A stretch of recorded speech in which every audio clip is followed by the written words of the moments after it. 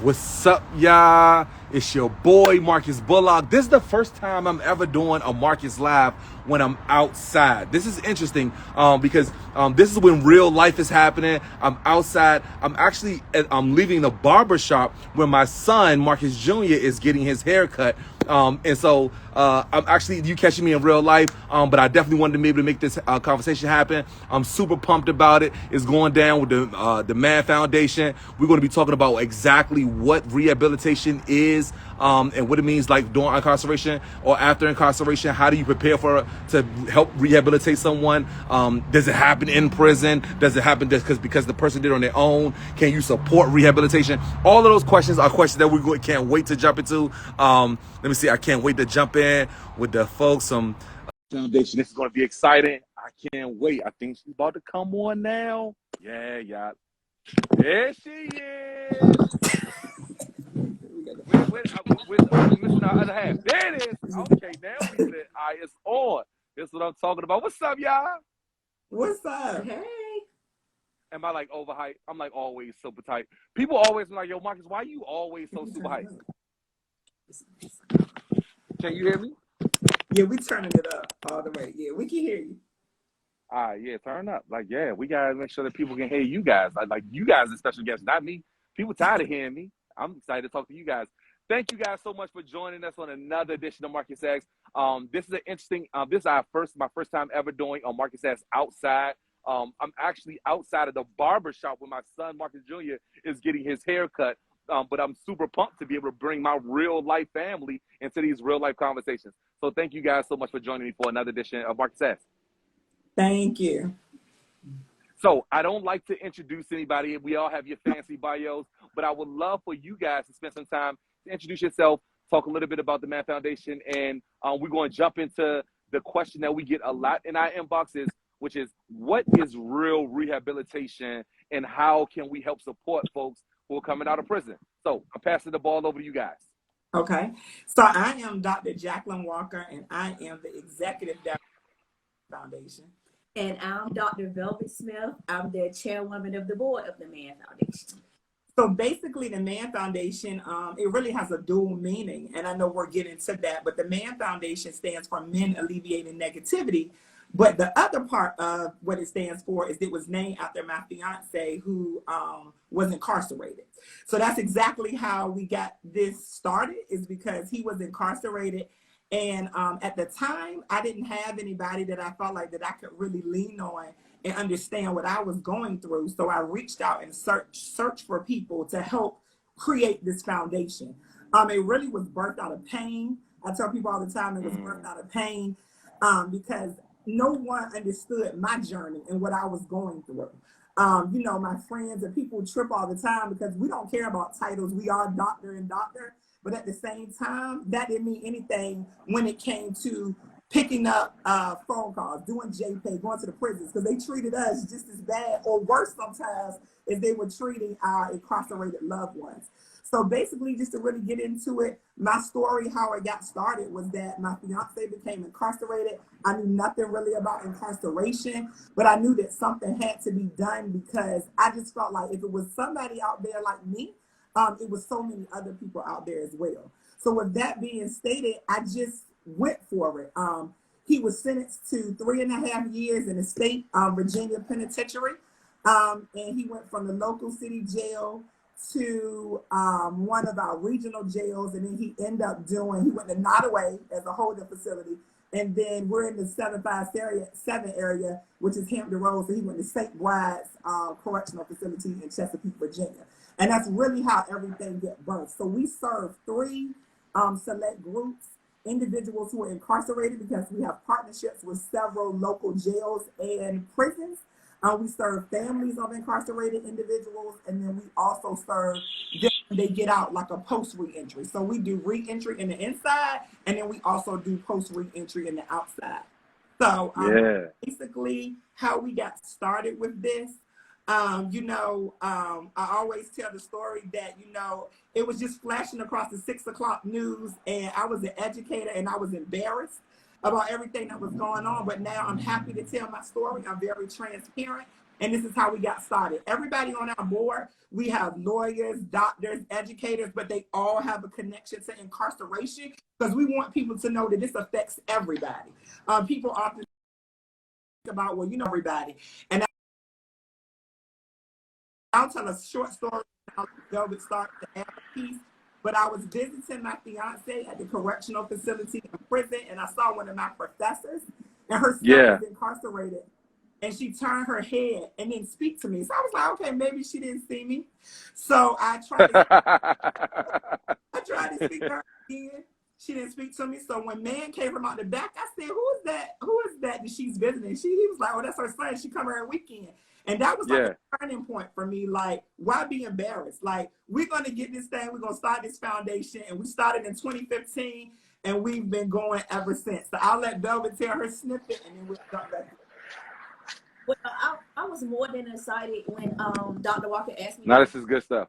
To be part of her board, and just like she said, I guess I feel like I'm an OG to this, having an incarcerated loved one, because my brother was locked up since 1984. He had spent 40 years in prison. Wow. I grew up going to the penitentiary with all of my other friends on the weekend, was having fun. We were up and down Highway 58 going to every penitentiary across basically the state of Virginia.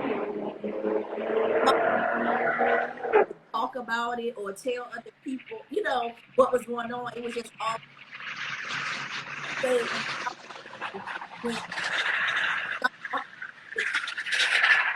especially love the fact that we help the family and the children, because I really experienced that and understand how we always say it's hard on both sides of the wall, because I would see my mom go see my brother be so strong, and then would leave out, she would be crying and upset, and we went through a lot of struggles because she wanted to make sure he was straight.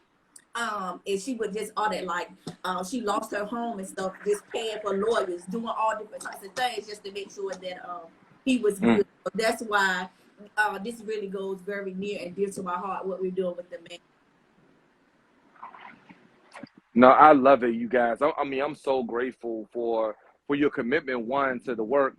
This one has your stories have a very special place in my heart, because a lot of our viewers know that I was in prison in Virginia. I went to prison, and I was at, I'm sure, some of the prisons that you that some of your folks either friends with folks or been transferred through places, because I went from the county jail in Fairfax to Southampton, where I started meeting all of the folks who would start calling me Stick Man. That was a whole thing when people start calling me Stick Man. That's when I learned about the 757. That was my introduction to the 757. But then I went from Southampton, and later went to Brunswick, and then I went from Brunswick Correctional Center to St. Bride's Correctional Center. So, Doc, we have it's interesting, hear you to even remember that facility, because I was at St. Bride's for maybe like two and a half years, and then I went home from Coffeewood Correctional Center. And so it's interesting that you guys have these kinds of stories. One, I'm super grateful for your commitment to the work. But I want to jump into something that I think that really is going to resonate with a lot of folks, especially our viewers that are going to be watching this later on. Is like how you guys think about the inside reentry or rehabilitation support versus the outside, because you guys are doing both. How have you guys been thoughtful about building that pathway for folks before they come home from prison? Right. So what we have actually a curriculum that we created between the two of us, because we're full-time educators. So we created this curriculum out of real life experiences. So with that being indicated, we thought about, what do people really need to have before they get out? So with our curriculum is really like a 16-week. And one thing that people always forget when they're doing reentry in the inside is that we need social and emotional support. We can talk about how to get a job, resume building. We can talk about all of that. But if we don't talk about our feelings and problem solving and all these various things that kind of relate to what has to go on. And then another piece is that we have to get the family involved. You're doing all this training and you're doing all this supporting, but if your family isn't a part of that, they don't know how to support you, especially people who've never been through this process before. Like, you talk about a home plan. I had no idea what a home plan was. So I was like, so if you're not explaining that to people, they bring in the families in all the way at the end. You're bringing us in with sometimes had like 3 to 6 months Interesting. left. And we don't have anything to do but say, yeah, they can come to my house and this is what we're going to do. But nothing else is set up. So in our curriculum, we have all of those pieces. Like we start with the job and we start with, entrepreneurship and all those various pieces, but we really end with that social and emotional piece. And I think it's very true that we need to make sure that we have the families at the beginning of it, because a lot of times things have happened in the family that have fractured relationships. And you want to be able to have to build that bridge back and communication, especially as it relates to children, because some they haven't been able to be parents to their children while they've been incarcerated. They might not have been able to see them or have phone calls and those types of things. So we need to make sure that we're really building that connection and having that good transition from the beginning and not in the tail end to help build that plan to help them get back once they are that returning citizen. And just to add on to that, you have to be able to, and people talk about voting, but you have to vote the right people in. So for example, we were trying to get a partnership with our local sheriff's department for years. But it wasn't until the new sheriff came and was elected that his vision was reentry. And that's how that was the open door for us to come in and do the work. Our local sheriff's department has a lot of community organizations that work with them, but we're one of the main organizations that help support and teach reentry. And it's just so funny to us because if we would have still had that same sheriff, we wouldn't be talking to you right now. We would still have our foundation, but our experience wouldn't be as high as it was because we teach reentry on various bases. We have various cohorts. And one thing, just to piggyback off of what Velvet said, our foundation has gone viral because at the end of the guys, when they're in the summertime, we have a father and daughter dance where the families come into the facility and they, get time not only to spend with the children, but with the girlfriend, with the wife, with the mama, with the grandma, whoever it is, because they're about to get out. And like she said, I don't even know if the child is saying, I'm never even the children because they've been in so long, or the girl was pregnant when he got locked up. So we're like, can you even build a bond with somebody that you never even met if you're not trying to bring them to this facility, because we call it our connectivity piece that allows them to connect. Yeah, no, this is good stuff. One of the questions I asked, for people who are specifically supporting the family members and want to help usher them into the process, especially like early on in the bid, right? When you're doing time and you think you're the only one doing time and your loved ones aren't doing time with you, right? Like you're right. Like I welcome you into the bid, into the process when you start talking about, time to start talking about my probation, my parole plan, my home plan, my interstate compact plan, any of those things when it's time to start thinking about me coming home. But what folks don't think about is like reentry or rehabilitation really starts at arrest. Are you guys seeing that that the support that you guys are offering in the earlier stages is more supportive for those family members who are also thinking like, hey, maybe I only should get involved when they're thinking, when it's time for them to come home? Well, with that, I think that it's very much a point that we have to be there from the time that they are incarcerated and bring that family in rehabilitation, because some families don't even understand the whole process. At the point that all of us have experienced it from that side, we're able to support them through the journey, understand how to set up. Some of them don't know how to set up JPay, put money on books, all of those types of things that need to help in that journey. We're there for every piece of that from the beginning, and also understanding the social emotional piece, because like you said, sometimes the incarcerated person feel like they're the only one that's doing that time, but the person on the outside is going through things. And especially if that person was the major breadwinner or something like that, person is taken out of that equation, so everything is left on the person that's not incarcerated to handle what was two people, now it's down to one person. And they need additional services, they need additional resources, and we're there to help them along that whole process. Yeah, no, I love this. Just to kind of answer what she said is that we know now too is that incarceration is part of trauma for children. So we know that's one of the ACEs, what they call adverse childhood effects. So the thing with that is this also the catalyst sometimes for the other pieces of trauma. So other pieces of childhood trauma is like, like alcoholism or like drug use. And a lot of times we see where when one person has gone off to jail, the other person gets so depressed, they start doing alcohol. Yeah. They start doing drugs. So we're like, if we don't nip this in the bud, it's the catalyst for all the other 9.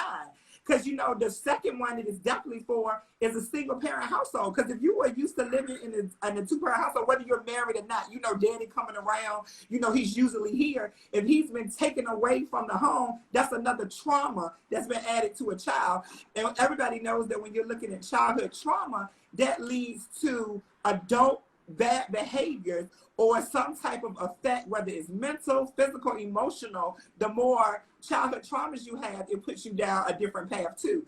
And one thing we've learned is that when we give the ACE questionnaire to all our guys in there, most of the time their parent was incarcerated as well. Or if their parent wasn't incarcerated, they had all these other ACEs that led them to go down a path that got them incarcerated. Yeah. Yeah, it's always interesting when you hear about the cycles of incarceration in the family, and it's such an interesting dynamic while we all work on work inside of these spaces where we want to either try to support the family members while they're going through this incarceration process, or the residents that are living in these cells and going through the incarceration process. It's interesting how many conversations don't exist around trying to figure out how to support the community to begin to erase the cycle of incarceration altogether, right? Like the little boys and girls who are the teenagers who are like right at the cusp of success, but don't get as much attention as the folks who are like already either wilding out or really doing really well and are poised to be the valedictorian in school, right? Those in the majority of the marginalized people live inside of that voided space where they don't receive that kind of support. One of the folks inside of the comments, they asked the question. They said, well, how can the people or the processes that help support or should be helping support the reentry process during pretrial, how can they get more engaged? Well, those community leaders have to speak together. So typically, when you're going through pretrial, that's going through with your with the Commonwealth Attorney's Office, which is going through with your lawyer, was adding up to the Sheriff's Department. We have to get those people to engage and talk to each other, how they can become a part of the process. And I think that really is between those 2 offices. So a lot of times with that is politics. Yeah, that's what we found, that it's very much politics. So people have to get on the same page and want the same outcome, depending on whatever crime the person is being accused of or going to time. Because there should be different pathways in which our local Commonwealth attorney is very, very active in that pretrial piece and understand the various pathways that need to be had and the ways to really truly be rehabilitative versus being punitive. Yeah. I want to get to one of the other folks who are specifically want to know, how did they get to the questionnaire where they start answering questions and start helping prepare families or their loved ones for release? They were talking about the ACE. They can email us, or they really can kind of Google the ACE questionnaire, but we have one that's kind of self-explanatory that they can just inbox us or email us. We just foundationforman@gmail, and we can get them the one that we use because it's a little user-friendly. Okay, all right. I need to make sure you guys get this. So all of you guys that are watching now or the ones who are going to be watching later, one more time, can you give me that email address one more time? It's foundationforman@gmail.com. Foundationforman@gmail.com. Y'all get that? Foundationforman@gmail.com. Listen, I'm so excited that, I have you amazing sisters that are on this fight with me and so many of us on the front lines and doing this work. I'm super, super grateful for you guys.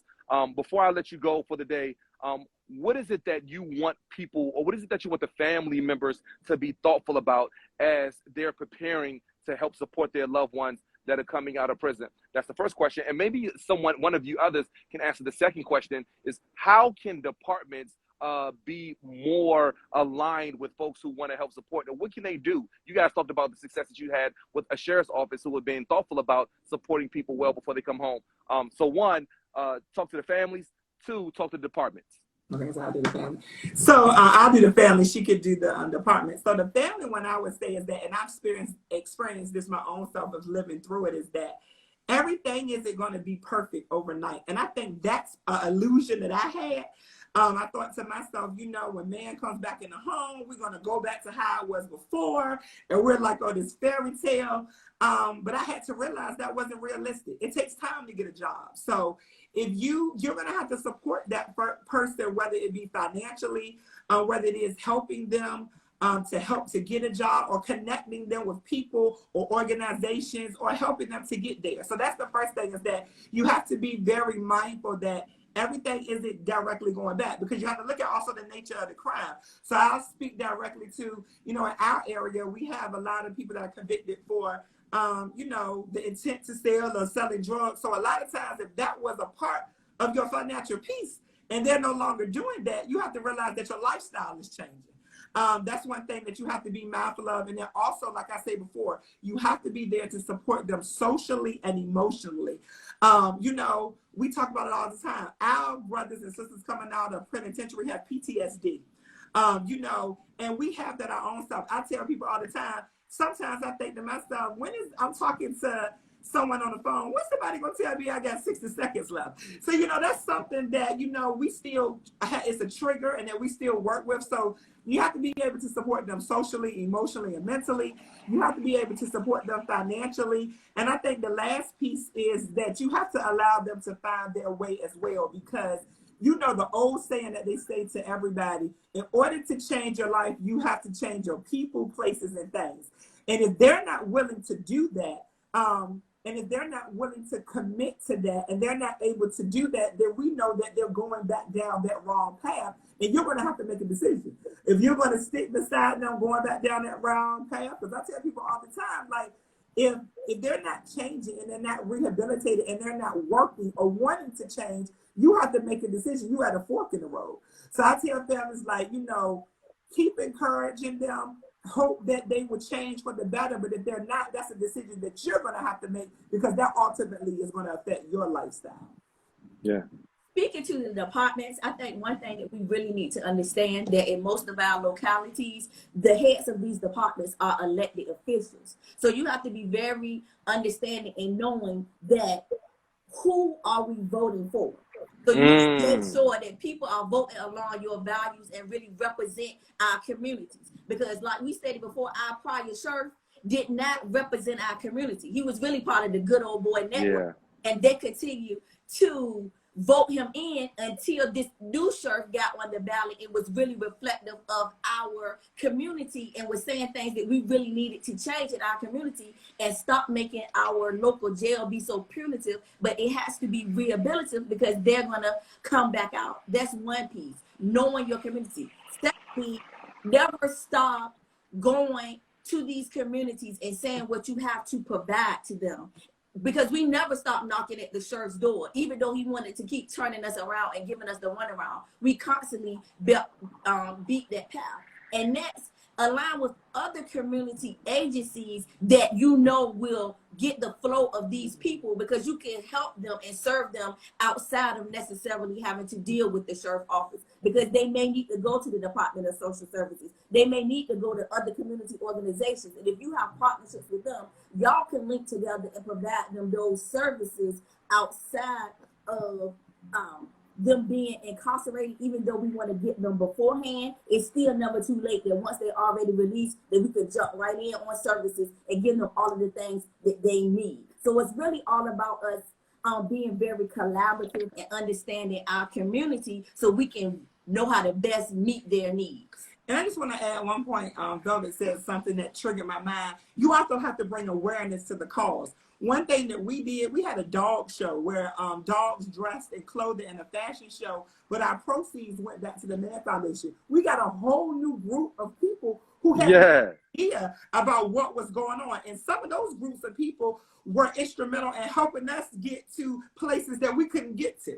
So I was like, you have to bring awareness. If we don't bring anything else to the cause, we always like to say that we like to bring awareness, because some people don't understand that this is a real cause that actually needs to have something done about it. Such an important cause, So much work to be done.